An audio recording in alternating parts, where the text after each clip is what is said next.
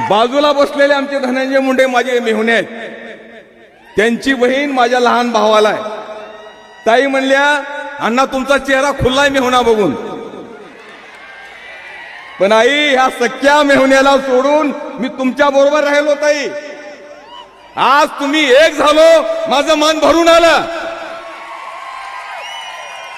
पण मुंडे साहेबासाठी डगमगलो नाही आम्ही ताई. आणि आज दोघही हा माळा कुळीचं स्वप्न होतं. का लांबलं माहिती आहे 12 वर्ष?